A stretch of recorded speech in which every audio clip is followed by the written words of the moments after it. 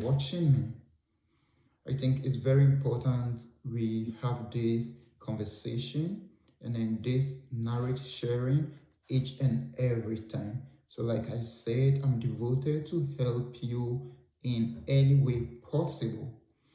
If this is the first time you are watching me, you are welcome to lifeup.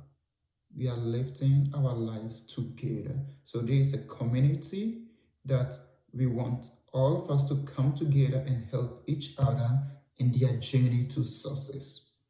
We are focusing on studying abroad, living abroad, working abroad, and then things that we could do to uplift our life. So welcome those who come here and then watch my videos. And then if you're the first time coming here, I encourage you to subscribe so that we can grow the family into a larger one and help each other. And those of you who watch the video and then have not subscribed to, I encourage you to subscribe. Okay, let's move on to what we are discussing today.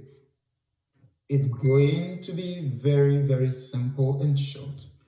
I'm looking at first thing first.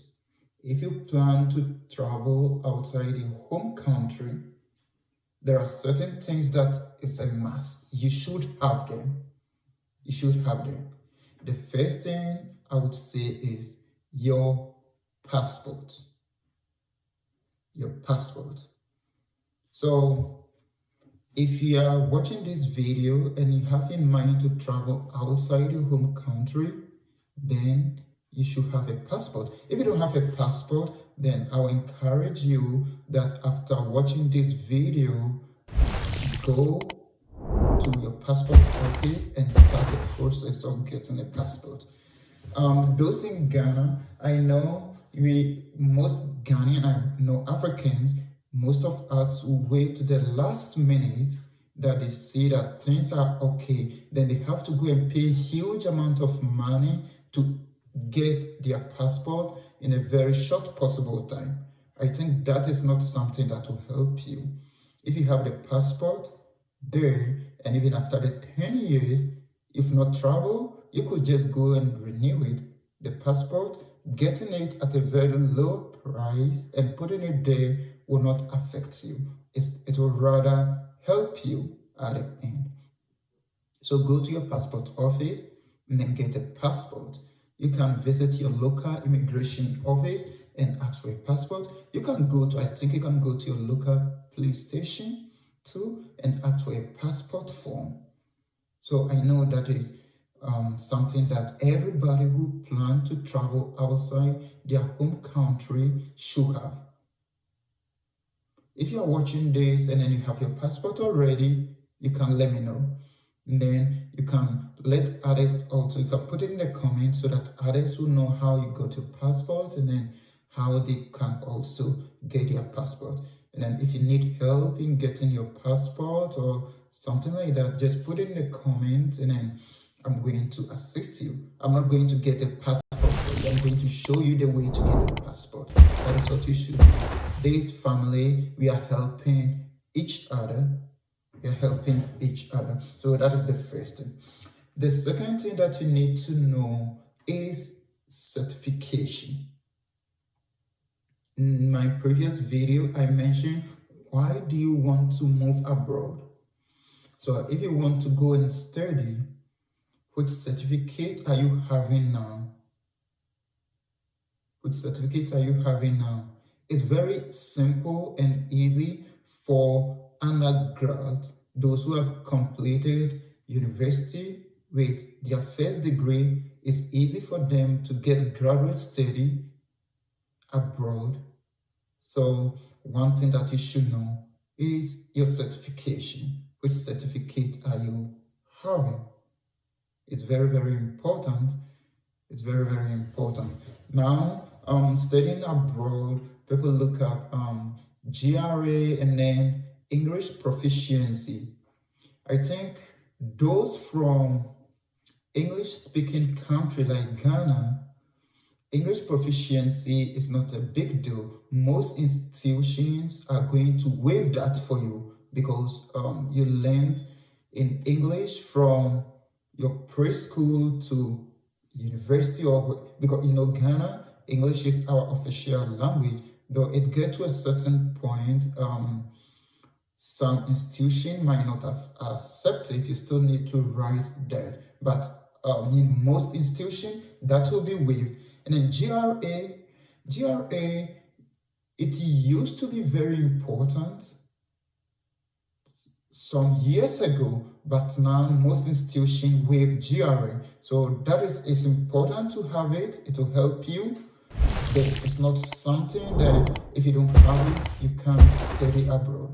So English proficiency in a GRA is not anything difficult, but this certificate is very, very important.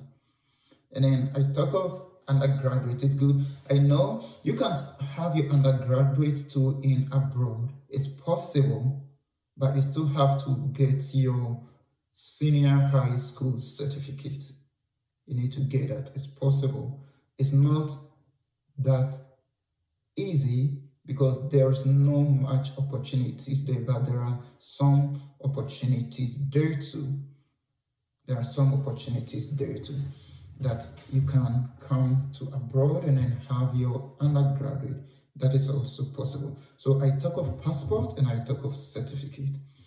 And then those who have a trade certificate. So if you're an electrician, you're a carpenter, you are a mason, like any trade that you are doing, it's very, very important that if you want to come abroad and then continue with that trade, you have a certificate of it. I know in Ghana, there are so many institutions that award such certificates. You don't have to go to a formal school, but you can go to those institutions and then have some few months practical works, and then they will give you certificate which is acceptable. It's very, very important.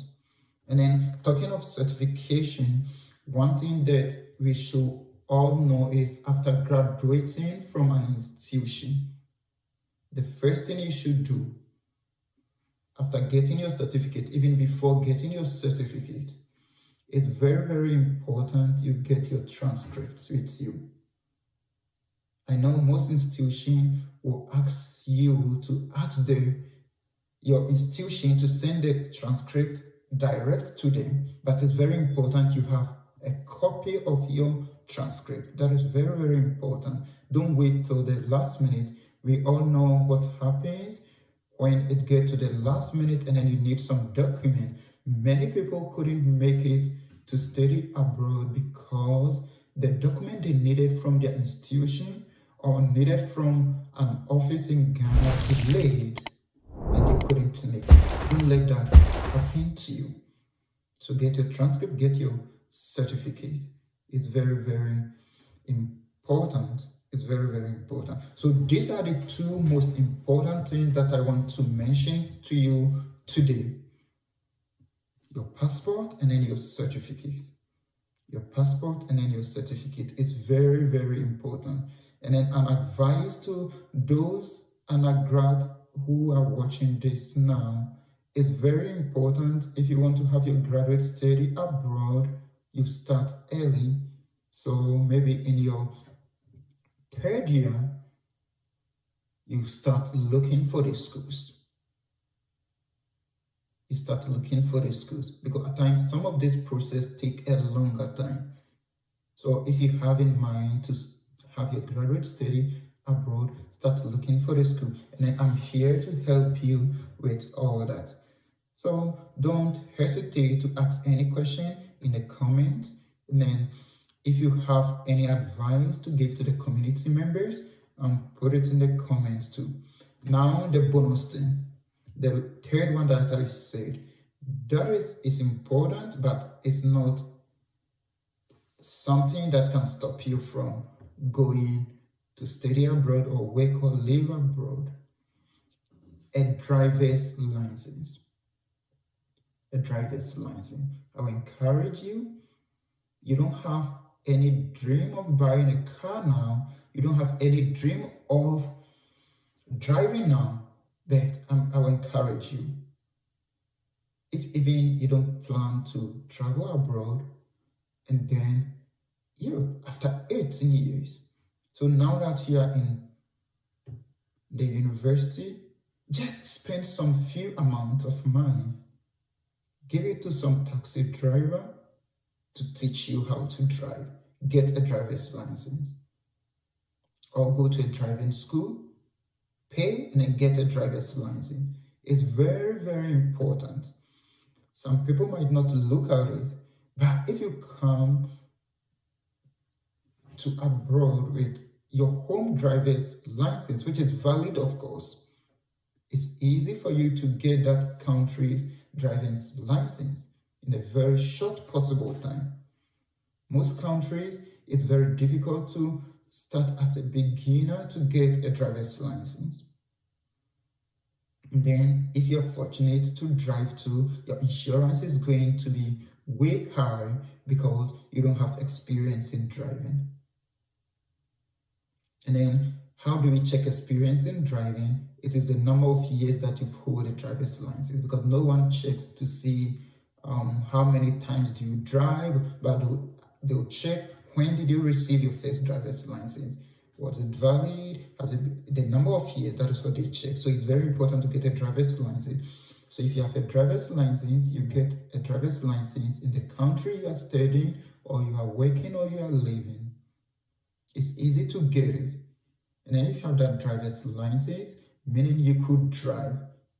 You could get an old car, which is good, and then you can also make some money from that car as a side work.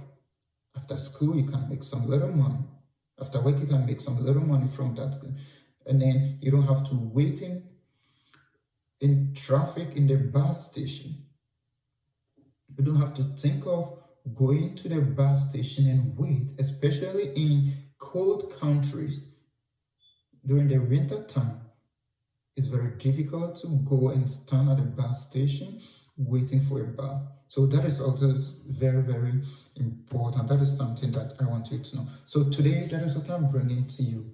First thing first, get your passport, get your certificate, get your transcripts too.